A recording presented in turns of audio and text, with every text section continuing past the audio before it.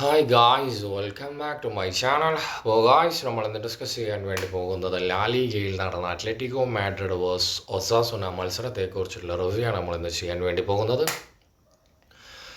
Osasuna verse Atletico Madrid മത്സരം 1-0 എന്ന goal സ്കോറിന് Atletico Madrid വിജയം കരസ്ഥമാക്കിയിരിക്കുകയാണ്. ഈ ഒരു വിജയത്തോടുകൂടി ലാലിഗ പോയിന്റ് ടേബിളിൽ 43 പോയിന്റുമായിട്ട് ഒന്നാം സ്ഥാനത്ത് തുടർന്നുകൊണ്ടിരിക്കുകയാണ്. ഈ ഒരു മത്സരത്തിലെ പെർഫോമൻസ് നോക്കുകയാണെങ്കിൽ അത്ര വലിയ രീതിയിലുള്ള ഭേദപ്പെട്ട പെർഫോമൻസ് ആയിരുന്നില്ല അത്ലറ്റിക്കോ മാഡ്രിഡിൻ്റെ ഭാഗത്തു നിന്നും കാണാൻ വേണ്ടി സാധിച്ചത്.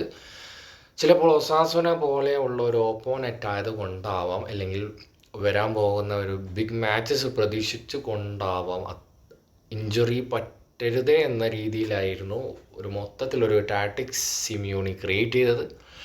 പക്ഷെ അത്ര വലിയ രീതിയിലുള്ള ഈസി വിന്നായിരുന്നില്ല അത്ലറ്റിക്കോ മാഡ്രിഡിനെ സംബന്ധിച്ചോളം. ഒസാസുനയുടെ ആ ഫിനിഷിംഗ് പോരായ്മ കൊണ്ട് മാത്രമാണ് ഒരു തോൽവിയിൽ നിന്നും രക്ഷപ്പെട്ടത് എന്നാണ് എനിക്ക് ഈ ഒരു ഗെയിം വാച്ച് ചെയ്യുന്ന സമയത്ത് എനിക്ക് മനസ്സിലാക്കാൻ സാധിച്ചത്. അപ്പോൾ ഗായ്സ്, നിങ്ങളുടെ അഭിപ്രായം കമൻറ്റിൽ രേഖപ്പെടുത്തുക. നെക്സ്റ്റ് വീഡിയോയുമായി വീണ്ടും കാണാം.